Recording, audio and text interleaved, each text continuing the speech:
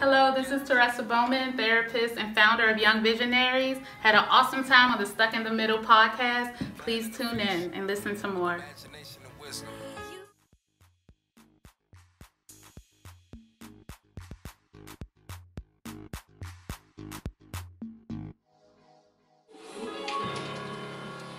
Yeah, man, the Stuck in the Middle podcast. Man, that song. That song, man. It's hype. I listened to that song 3 times this morning. Word? Yeah, I first played it. I was like, what is the message to this song? We're going to get into it, though. Yeah. How's your weekend been, bro? Hey, the week was dope. Mm-hmm. The weekend was more dope, man, if I could even say that. It was litty, pretty much. It was litty. It was litty, dog. Last night was litty. Yeah, man. For those who Last know, night was litty. yeah, for those who know, I had my album release party last night at Congress Lounge. Yes, Shout out sir. to Detox, came through, show mad love. Shout out to Master Yen. Show mad love. Shout out to Mulukuku, man, DJ Mulukuku for spinning, and everybody who came out. Yeah, man. shout out, man. Shout out to everybody who came out. Yeah, it was a dope crowd. Yeah, People were loving it, were rocking with it. Yeah. More to come, man. We got TZ Punchak next week, so yeah, we're gonna be out there. I got tickets if everybody wants a ticket. I got tickets, 20. I got tickets. But Yeah, man. But yeah, it's another week episode, Stuck in the Middle podcast. Mm-hmm. This man. Too. We always talk about, hit us on the web, DM us, email us, Yeah. and all whatnot. I guess today, she emailed us and said, how can I get on the podcast? Without hesitation, I was like, just shoot us a pic, let us know when you're trying to come on. And she's a philanthropist, a therapist, and the founder of Young Visionaries. Please welcome Teressa Bowman on Stuck in the Middle podcast. You already know, man. You know what I Teressa, mean? welcome to the podcast. Thank you. Yeah. You happy to talk in the mic? Don't be shy. Okay. You look nice. Thank you. An hour. Yeah. I did. Man, visionary. Visionary. Appreciate you coming on the pod, yo. Yeah. Like he said, you actually reached out to us, and we look forward to that. Yeah. You got to be in psychology, master's in professional counseling, and you currently pursuing a doctorate in psychology, another doctorate in psychology. Yes. And you served in the AmeriCorps. You're a AmeriCorps member from 2007. Mm-hmm. Man, you with a lot. Tell the listeners about yourself. Like, who is Teressa Bowman? Well, I'm a psychologist. I'm a professional therapist. I work in the Northern Virginia area and Manassas in a private practice. Well, I actually divide my time between a couple of things, as you can see from reading a little bit about me. Mm-hmm.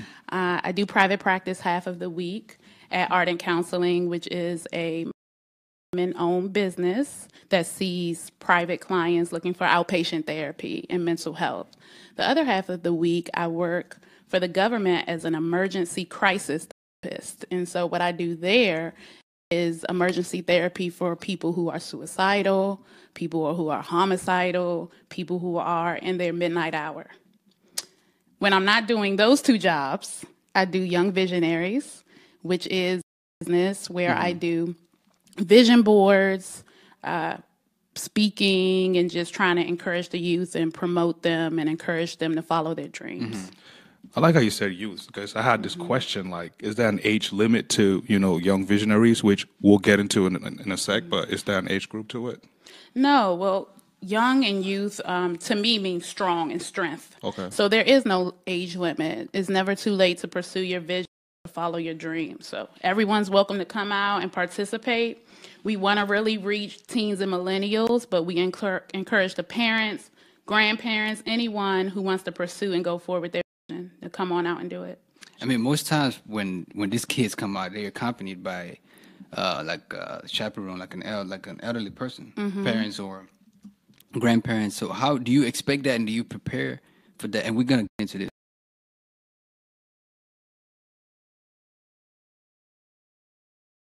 So the participant or the population that we wish to serve are teens and millennials. And we have people that come out of all ages, as I stated earlier. But the young kids, they also have vision board projects that they do, which are broken into a simpler format. And so the parents will do the 4-step program, which I'll talk about a little bit later. And then kids, they'll simply think of 5 goals that they want to pursue, either what they want to do when they grow up, what health goals they have, what they want to be, and we just kind of start them off with pictures and get started with Visionaries. Well, I actually looked at the trend of social media, the way our world was going, and my 2 jobs. I was getting a lot of clients in, primarily first-generation teens and millennials whose parents are just moving to the country, and they're like, my mom doesn't understand me. So like immigrants. Yeah. And so they were like, there is a knowledge gap where my parents don't understand what's going on in high school. They don't understand social media bullying. They don't understand my career path wants to take a different twist. They just don't get me, you know? And so I thought, how can we connect both generations, use the power of social media and media in general to make it clear in images, not words necessarily. Yo, that's big. You know what I mean? That's really big. But let me hold on to that thought for a sec, right? I want you to define vision. Vision. So vision is a combination of wisdom and imagination coming together with guidance. Wisdom and imagination.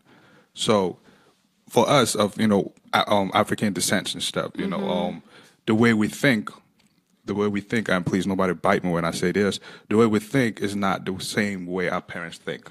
So we have 2 different ways to go about, different things. Are you saying, Young Visionary brings these 2 entities together to form one? That's a good way of putting it. Actually, a visionary has to defy their senses. So we have to go beyond what we see, which is the concept of faith. Right? We have to go beyond what we see. And most of the times when we talk to our parents, we're trying to sell them a dream. Right. We're really trying to sell them on what we want to do and what we believe. But we first need to believe it ourselves and kind of outline it and get it from that sensual perception in our minds to on paper. So it kind of bridges the world. Does that make sense? Yeah, that makes sense. What is envisioning? And what you guys do is provide that guidance. We do. So I like to call it backdoor therapy. We don't realize that we all have visions going on in our heads constantly. We're constantly dreaming. You can walk down this street and a smell, a color, anything can attack your senses. And that thought transforms into what you do and what you want to pursue. This podcast started as a thought, right? And now it has manifested into something bigger than yourselves, right? And so the purpose is to guide and really figure out what barriers are stopping you from moving forward in your vision. And that's primarily what I do. For most people, I'm finding that it's primarily fear. And that's stopping them from saying, you know what, I'm going to turn this dream into reality. If it's not fear, sometimes we have the pressures of social media and what's going on around us. So we're playing the comparison game. Right. Let's talk a little bit about fear. I feel like this is so loaded. It's too much information. It's too much information. It's deep. It's really deep. So let's break this down. Beat by bit. Okay. You mentioned fear. What is it about fear to you that stop people from doing what they thinking of doing? I think fear in itself is just a barrier. So it's a thought in our head that we have given so much power, and we're allowing that thought to control us instead of controlling it. And so a vision, taking that thought captive and saying, I'm not going to let this fear stop me, but I am having visions and other things going on mentally that I do want to move forward in. And so I'm going to pursue that. And then when my young visionaries come, I show them the steps and tools. Let's break this down and pursue it. Studio, what does that entail? And what fear has stopped pursuing that this far? Why didn't you do it last year? Right. What's going on mentally Right. that's stopping the vision from going forward? And that's what you capitalize on and help these young individuals or, individuals move on. Gotcha. Flex, man. Deep. You getting deep on me already, man. I like it though, but how? So how do you take these young visionaries, or like if somebody came to you, how do you take what do you guys do that takes them to the next height, to the next step? So in therapy, we use what's called a treatment plan, and the treatment plan is our goals and objectives that's going to guide us to where we want to go. So what is your ideal self, or what do you see as your perfect self? What does that vision look like, right? So in Young Visionaries, your treatment plan is your vision board. Do you guys know what a vision board is, or do you have vision? Nah, I was gonna ask you that. Because before we went live, you were spitting a vision board. I'm gonna save that for on air. I told you I'm so used to asking the question. Yeah. It's What is a vision board? Because when I think of a vision board, like a board, and you just put stuff pictures on it. Just look at it. Yeah. So the concept, going back, in order to explain vision boards, I have to go back to the power of media. We don't realize how much media and visual images influence our behavior. It influences most beverage at noon because of a commercial we saw 2 days ago. Facts. And we don't even, why am I drinking? Why did I pick this out of the store? Right. What am I doing right now? So vision boards allow you to take that power back. Instead of commercials, radios, TVs making those decisions for you, it's saying, I'm going to take visual control of the images I internalize and move forward in my goals based on that. Does that make sense? Yeah, that makes perfect sense. Perfect sense. So now we have a vision board. This is an advertisement to yourself every morning waking up. I want to be an entrepreneur. I want to own this business. I want to run this company. I want this car. I want these things. Now, you played your commercial in the morning. How are you going to move forward on that? Until you put action behind those words, it's just a picture. It's just a picture. So when you come to Young Visionaries, we show you how to break it down. How can I break this picture down, this vision, and then turn it into a reality? Let's play a little game, right? I like games. Let's play a little game to actually, bring, visual to thought. To reality. To reality. Let's do it. Yeah. So,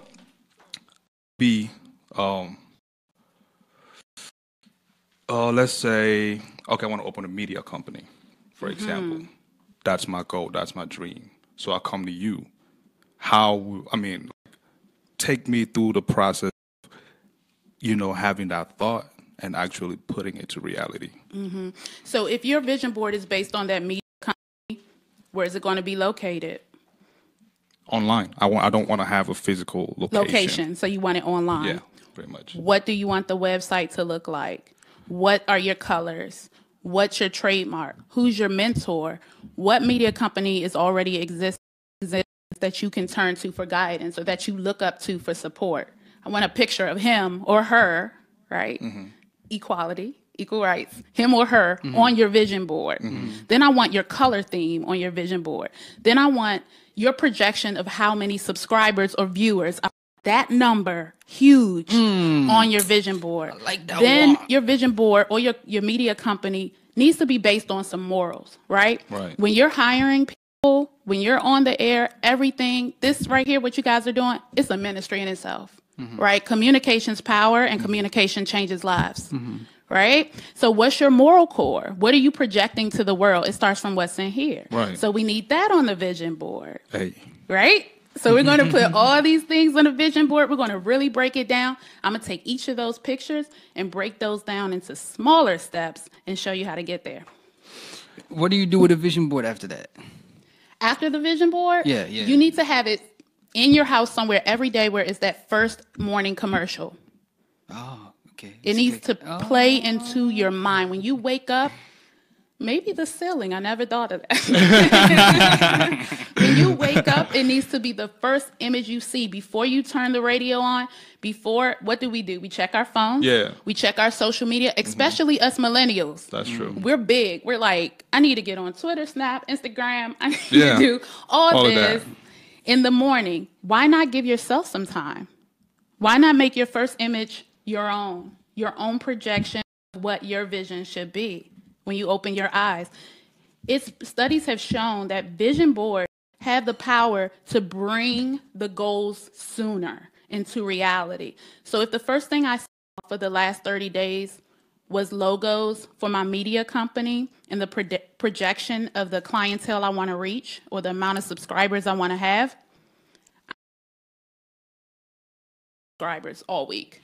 I'm going to be on my media, trying to spread the word. I'm going to be going on my website, fixing colors. I'm going to be grinding at a higher rate because now I've affected my behavior through that visual commercial. That makes sense. And I wish and I hope that, I take this message to my own self. I'm telling my inner self right now, like, yo, I hope you're paying attention. Are you going to make a vision board? Oh, definitely. I have to. Because I procrastinate a lot. And that's like my greatest procrastination. Yeah, that's my greatest problem right now. Did you saw her first reaction? Yeah. Because so many people come into my office and they're like, this is my problem. Help. Yeah. And I'm like, do you have a vision board? I really don't, actually. So, that's something that I have to, work on. Vision board. Hey, AK, vision board. Dang. We should have had a vision board before we started this jump. Yo, we should have. When she said that subscribers, hey, by the way, subscribers stuck in the middle podcast YouTube page. Yeah, man. We got new content coming out every hour, so when you subscribe, you catch it. But this is dope stuff, Teressa. You got people shouting you out on Facebook, by the way. Thanks for everybody who's joining. Man, I want to skip ahead. Because you spat a lot of bars. Yeah. Let's breathe a little bit. I just want to know, and we're gonna come back to it. Like this young visionaries. Yeah. And on your website is written testimonials. Like which one? First question, part A is that one where somebody came back and it's like it didn't work out, and one was like, yo, thank you, this is great. You know what I mean? Because here we like to focus on like the downs. Yeah. And the ups.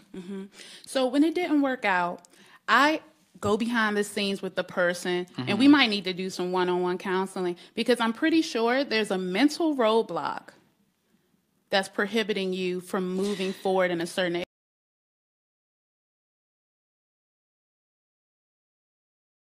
We are huge advocates of mental health here on Stuck in. We've actually had a public forum. It's online. People can watch it and listen to it, and we plan on holding a second. What is a mental roadblock? A mental roadblock is a mental health symptom or the manifestation of a symptom that impairs you from performing your daily activities. So when we think about daily activities, that's your ability to eat, to sleep, to function, to get that paper done.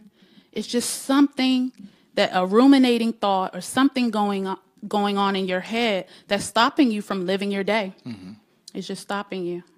That's mental roadblock. That's a mental roadblock. How so is we that, need to figure out what it is. How is that attached to mental health or mental illness? So most diagnoses, which are categorized in the DSM-5, that's what we're using now. That's the therapist's book with all the diagnoses.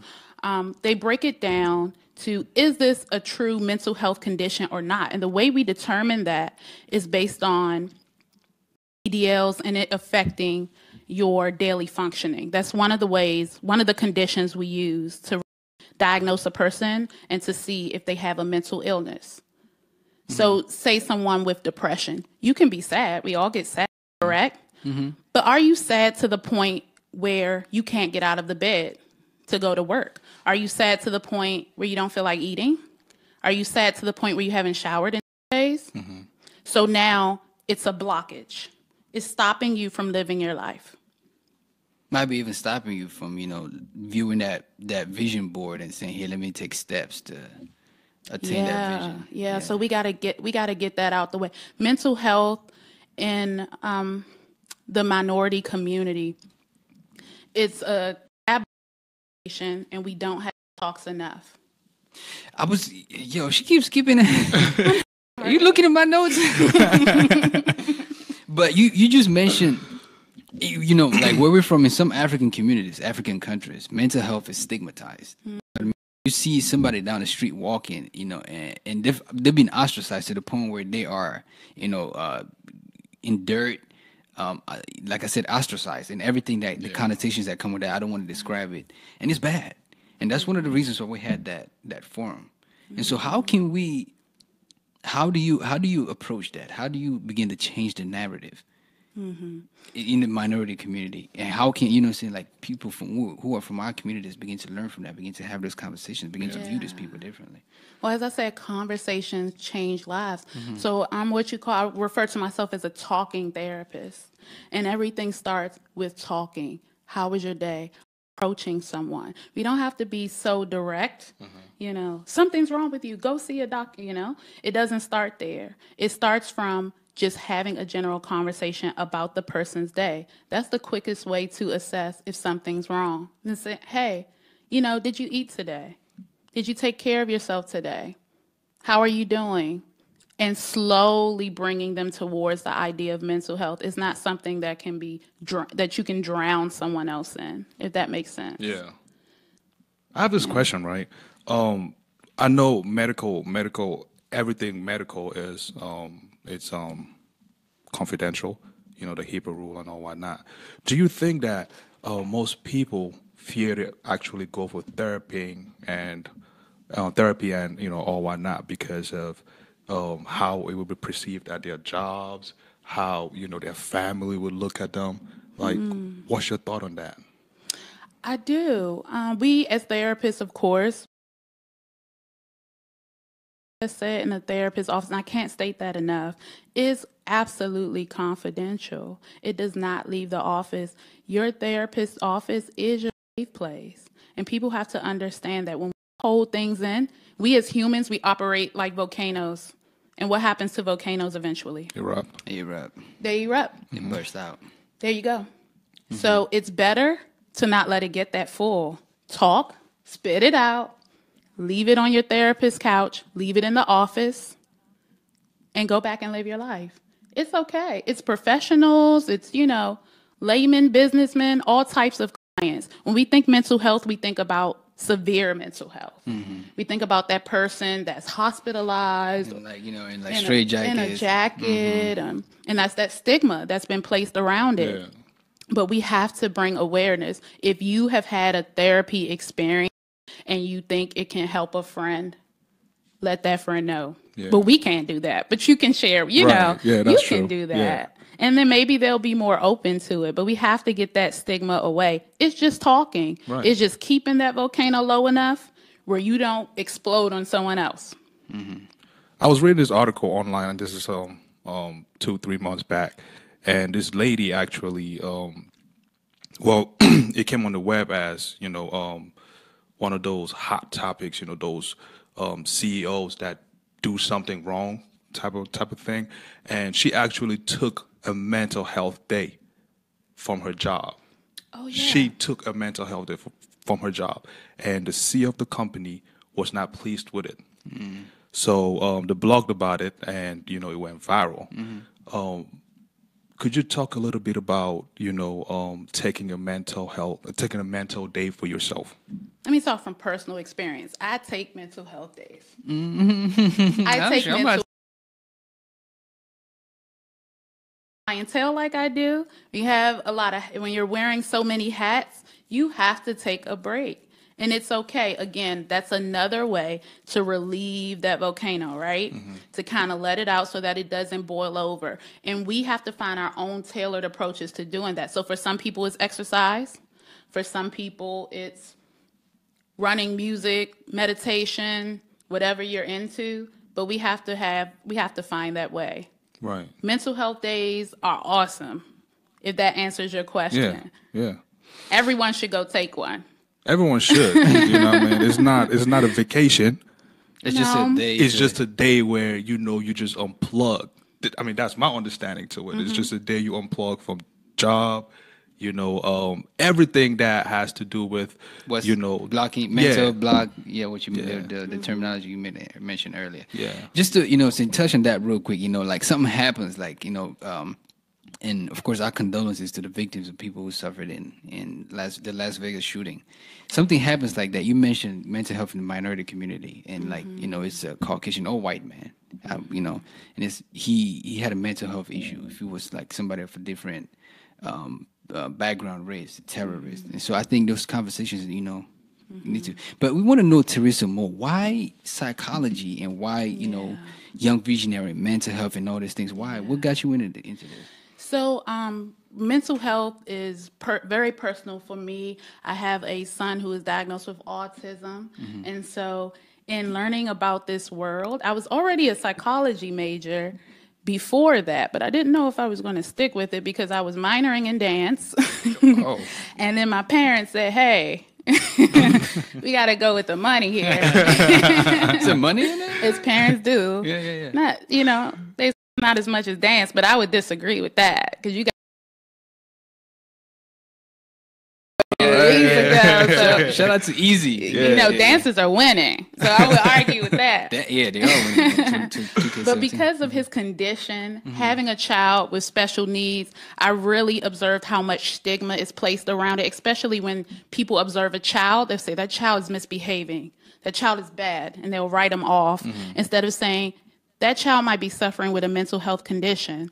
And what really helped my child in his development, he's doing great, by the way. Shout out to my babies, Terrence and Anaya.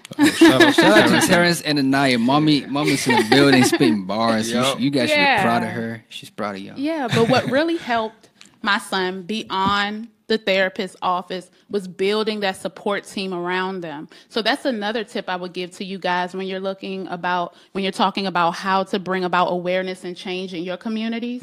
Provide support. Make sure that no one in your life feels alone and that you are that lay therapist. You're that friend that can talk to them. They can call you. Be accessible to your people. If you're accessible and you're there, then we won't have as many problems in the world. The calls that I get in the government, I'm in my last hour and I feel that I have no one, could easily be resolved by a friend. Right. And so in his life, a lot of his speech delays, a lot of his behavioral problems were corrected over time by having a nurturing support team, having a family who treated him normal, who didn't place that stigma on him. You're going to do Little League. You're going to play everything. You're going to have that normal development, and you're going to have love and support around you, right? And that really helped. So that's how I got into mental health as deeply, were my children. Right now, I'm actually working on my dissertation. I'm at the end of my doctorate program. And so my dissertation topic is social media and the millennials' perspective in the therapist office. And basically what that means is, how can we as therapists use social media for the greater good? How can we use our awareness? Because everyone's online. Everyone's online. Right. And they're hurting themselves. You guys are aware of some of these Facebook Live suicide ads. Right, yeah. Facebook Live, people are doing anything for likes. Oh yeah. Anything for likes. And so we need to study the concept of likes and really use social media for the greater good, to bring awareness and to bring healing and to provide an additional layer of support. So that's what I'm doing my research on. I would like to read that when you're done, by the way. Shoot. Read it right now. I read that right now. Yeah, congratulations, by the way. Yeah. Thank you. Yeah. You just mentioned school, right? And something, came to mind. A lot of people talk about, I don't have time to do this. I don't have time to do that. Being that you're a therapist, you work for the government, and you also have your private own practice. You're doing young visionaries. You got kids to take care of, and you're doing school at the same time. Not your bachelor's, not your master's, but your doctorate. You know what I mean? Make it sound like a lot when you say it. That's where I'm actually going to. Like, to some people, they'll look at that as a lot. That can also add to that mental health roadblock. Mental health and day. everything. So how were you able to? I think that's where you go. Yeah. How were you able to juggle that and find take balance? mental health days. And when I can, I like to travel. As we were talking about off the air. Yeah. So I like to travel in my spare time. It really, honestly, has to be a balance, and also setting boundaries. So that's a good segue into a part of our visions that we often lose sight of. Setting boundaries with others, that we can live out our vision and see it through. I don't know if you guys work other professions, or if you have other, I'm sure you have other things going on in other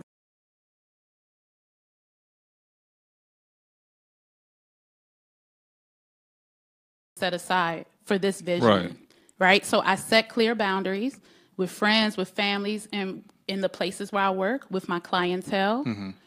I have a schedule, and every day I look at my vision board to regain my focus. I meditate. I take time to clear my mind because I take in a lot of stressors of other people. So I take time to meditate and clear my mind, and then I travel and do my mental health in other countries. Do you think, oh, man, I'm getting real personal right now. Okay. Do you think being a therapist, you know, it's an acquired, what's the word I'm looking for? Is it something you learn, or is it something you're gifted with? These are some good, that's an excellent question. So when I obtained my master's in professional counseling, I thought it would be a master's of science, but professional counseling actually can fall under a master of science or a master of art. And so I perceive it as an art form, right? You have to be gifted in your delivery. You have to ask the right questions. You cannot be too forceful. You have to build rapport. It's really an art and a skill to get someone to share their deepest secrets, break through roadblocks, and reveal their truth to you. And surprisingly, we all have the ability to solve a lot of our own issues if we take time to put ourselves first, if that makes sense. So my art form is just bringing it out. I bring it out of you. If we take time to put ourselves first. One of my friends just shout out to Mo Digger. She's out in Richmond. She just started doing that a lot recently. Like her social media, she would like say, "Dad, put myself first today." I think she picks one day and she says it's all about me today. Self-care. Yeah, kind of thing like that. Self-care. Yeah. And I'm all about mindfulness. I believe in mindfulness.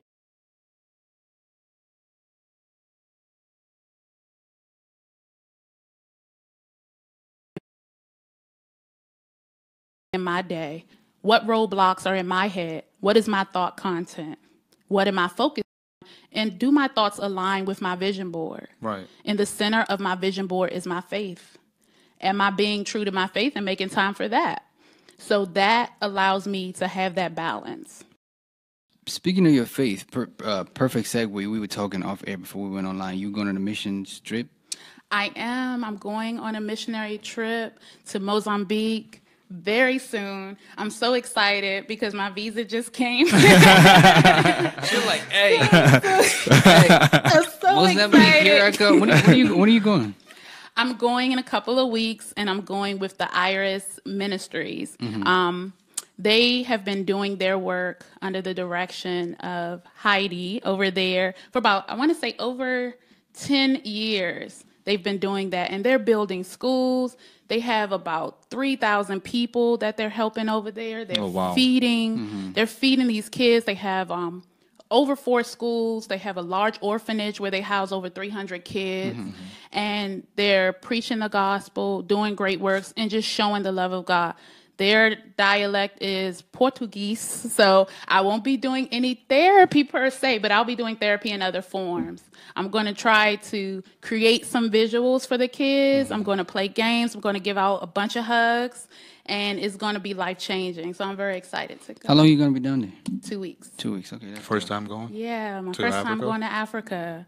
I've gone to several countries, and one of your guests, the young ladies with the Big and Little STEM program. Yeah. They talked about, when they were on your show, they talked about feeling uncomfortable and kind of just, when they travel to other countries, like, you know, we need to do something. I don't like the state of the conditions here. The more I traveled, the more I realized I'm really blessed. And we really need to give back and figure out a way to bring our knowledge and share our knowledge with the world, because our knowledge is not for us to retain. It's for us to share. Yeah. And so what an opportunity. Recently, I went to Mexico, Jamaica, all types of places. And every time I travel, I just want to help and I want to give. And it tugs on my heart a little bit more. So I'm very grateful for this opportunity. I don't take it for granted. Speaking of sharing knowledge, that's what Stuck in the Middle podcast is for. A platform for people like you, sharing knowledge and helping other people out there. It's great information so far. By the way, the website is officialyoungvisionaries.com. Officialyoungvisionaries.com. Who do you have on your team, and who do you have on your team, and how did you build this from the ground up? Yeah, so I have 2 mentors. Miss Lindor. She owns Ardent Counseling. Great practice if you're looking for therapy in the Manassas area. And she's been a licensed therapist for over 20 years. And I also have another mentor, Charlotte White, Dr. Charlotte White. And so I think it's about getting that guidance in your vision and really having the wisdom and knowledge of experts and older adults that can really lead and guide you along the way. Man. Yeah. Speaking of mentors, we had a guest on, Chico. Yeah, Chico, Chico. yeah. Yeah. Chico. Shout out to Chico. Shout out to Chico. Million Dollar Man. Million Dollar Man Chico. He also emphasized the importance of mentorship. And you recently had him for your Young Visionaries event. Party. Yeah, it's apologies we couldn't. We tried to make out. Apologies we couldn't make. I seriously thought it was the weekend. You know what I mean? I really thought it was on Saturday because I was planning on going. Yeah. Then Saturday came, and the alert popped up. So when I looked at, when I checked social, I seen that the event already took place. So I was like, hold on, it was a Thursday. I was like, dang. Well, I'll have another because you guys need some vision boards. Definitely. That would have been a great platform for me to come and learn how to, create this vision board, which I'm definitely going to be picking your brain after this. Hey, Flex, man, rated my pen and paper. But how did the event go? It went well. It was a small crowd, so I had the opportunity to walk around and really do that backdoor counseling that I spoke of with people while they were working. I really want to inquire why they chose to use certain images, why they selected certain goals, because we need to identify the root of our vision. Sometimes our parents or other people insert dreams, ideas of success into our heads. And so we don't really know why we want to be a doctor. Why do I want to do this? Right. We're just pursuing a dream without really knowing why. And so perhaps that needs to come off the board altogether. And so I got an opportunity to walk around and really explore. Vision boards are truly a reflection of your heart's desire. And so when you're sharing your vision board with me, you're allowing me to see a big piece of your heart. So I was blessed to be there. I learned from my guests. Everyone's idea of success is not based on money and power. Some people just want mental health. Some people just want peace. Right. Their vision board is like a beach with some flowers, and they want to grow a garden and eat fresh and organic. And I like that. I think that is a cool and awesome plan for nutrition, health, and self-care. Why not? And what stopped you from doing it last year, as I would say? I just caught that. Yeah, I was actually looking online. Well, I listened to a couple of other podcasts and stuff, and one thing that they all and worry, and sometimes we get too anxious about stuff. Like for me, well, let me speak for me. I get really anxious sometimes, and I just want to put things out there. I just want to create. I want to create. And my brother, kind of slowed me down. Like, yo, pump the brakes, then. Pump the brakes. Why? Like, why that? Why that? I go, that's a good question. Why this? I'm like, I'll come back to it later. But could you please, distinguish anxiety and worry? That's deep.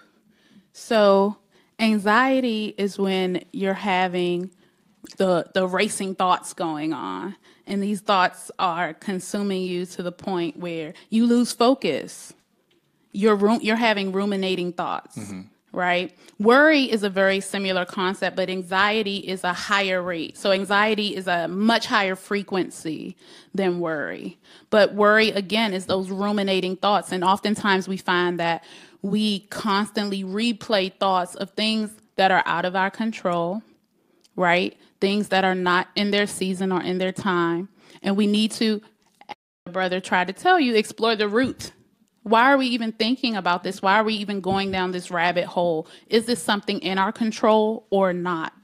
And so there's a concept behind anxiety and worry called faulty thinking, right? Am I thinking this because I'm comparing myself to someone else? So one anxious thought, for example, a person may have is by 30, I should have accomplished this and that. Right. That's a common thought for us millennials. And so why? because someone told you so, because you are constantly scrolling and you're seeing certain things on your timeline. Why are you having this thought? You're playing the comparison game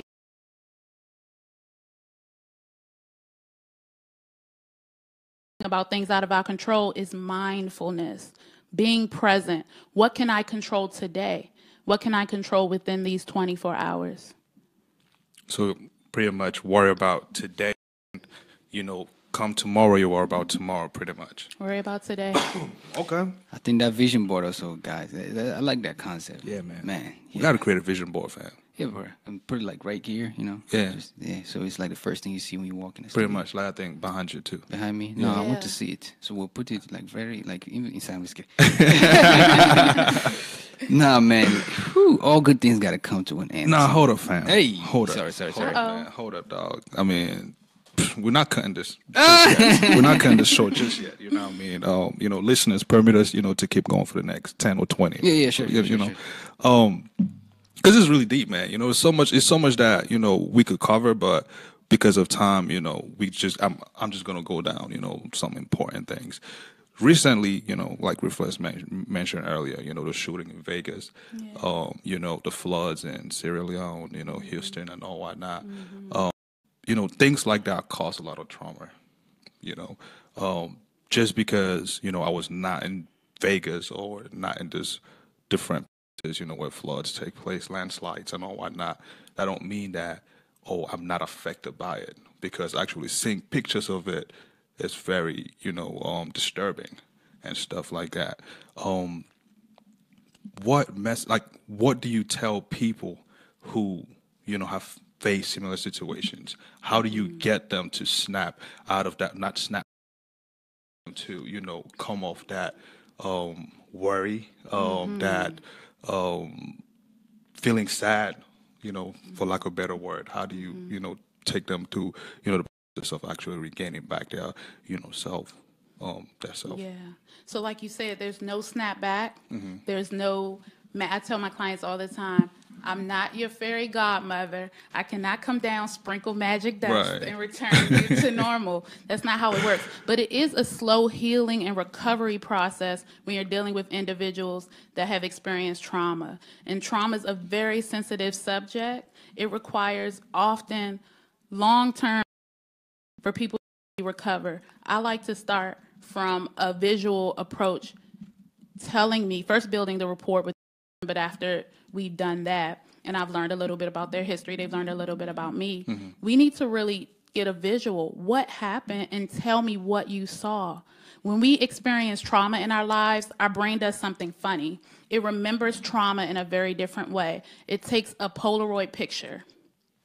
It takes a snap picture or image of what has happened. So, for instance, someone who has experienced a flood, it may take a snap picture of water coming from beneath the doors, right?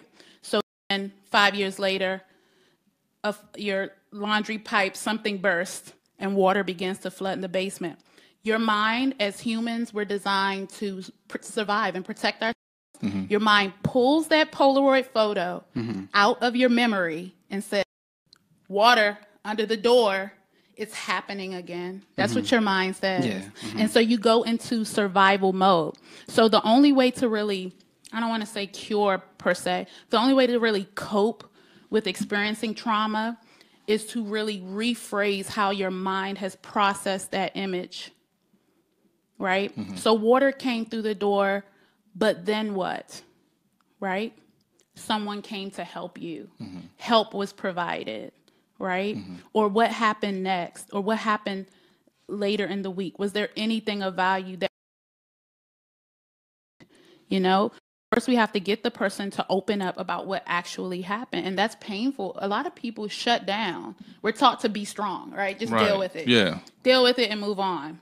Don't think about it. No, the healing is really opening up about your experience, talking about the details. I ask crazy questions. So I had clients who've come in and they've been shy, they've gone through something really traumatic, and I'll say, okay, what color shirt were you wearing that night? They're like, what? What? Why would you ask Right. me? That is not important right now. What's important is that but we need to process this photo. I need to know the details so that I can help you to survive in this world, so that every time you see a blue shirt, you don't freak out. Every time you see water flooding the basement, you don't freak out. You have to survive and thrive and move on. And I know your mind is trying to save you, right, through that survival instinct. Yeah. But there's another way. And then at the end of trauma therapy, you instill hope. How are we going to move forward? How are we going to give back to these communities, rebuild our society? And how are we going to help those who have experienced trauma as well? Hope. Hope. Hope. What's next for? Sorry, go ahead. No, go ahead. What's next for Young Visionaries? Mozambique. That's what's next. I'm actually going to be doing a vision board party at Croom High School. I'm trying to connect with more high schools in Maryland and VA and DC. So if anyone's out there that works with a high school and you guys need a vision board party, please let me know. Definitely. Because teens and youth, big. Yeah. I get super excited. So I want to reach out to a lot of high schools in the area, a lot of colleges in the area. We have some speeches coming up. You can check out our itinerary on officialyoungvisionaries.com. A listing of all our events for the year. Yeah, I was checking that out. For me, I think that, when you start with high school, before they get to college, they're already set. Yeah, they already have that. Their vision board is already, all set, and they're just executing. But for those, the younger boys and girls, who want to be a psychologist. My baby visionaries. Be Teressa Bowman. What kind of advice do you have for them? Yeah, I would just this is what you do on a daily. Yeah, so my clientele ranges from like age 4 to age 60. You're never too old or young for a vision. So babies, I just tell them, pick 5 goals, 5 things you want to do. Tell a grown-up, cut out some pictures of it, and let's figure out how to make that possible. Every little thing towards it counts, and that helps to build their self-esteem, because they'll say, hey, I want to be a writer. I read 3 books this week. Well, you're working on your vision board by doing so. Dope. How could people follow you? Official Young Visionaries on Instagram, youngvisionaries.com, YV for Growth on Facebook. Yeah, man. Hey, collaboration is key. We can never emphasize that enough. So this next segment, is just showing you guys, how we collaborate with other people to, make this podcast possible and also put more word out there. So go follow 237 Exclusive on all social platforms and visit our website for updates on, Stuck in the Middle, and also news all around the world, especially, news coming from the continent of Africa. Don't forget to review the show on all social platforms as well. And also, please do subscribe to our YouTube channel for updates on our latest videos and, collaborations. Also, don't forget to email us with your questions, comments, concerns, referrals at stuckintthemiddle237@gmail.com. And next week, Thursday, we got Mami Pikin coming back. I was just about to talk on that. Yeah, man. Excited for that. I'm excited, man. Shout out to Eureka. She was a guest a couple months ago. Yeah. She said she'll be back. She's back. Yep.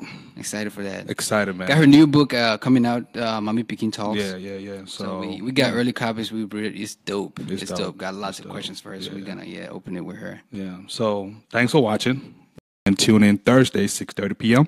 for another episode of Stuck in the Middle with Eureka Fun Dumu. As she would talk about her new book, Mami Pikin Talks. A safe space, a safe space to be. Ladies, be it married, single, mother or not, please tune in, because, you're definitely going to learn something that you didn't know. Keyword, you didn't know, for its key phrase, rather. But yeah, man, hey, that's it. Appreciate you coming through, Teressa. No It was problem.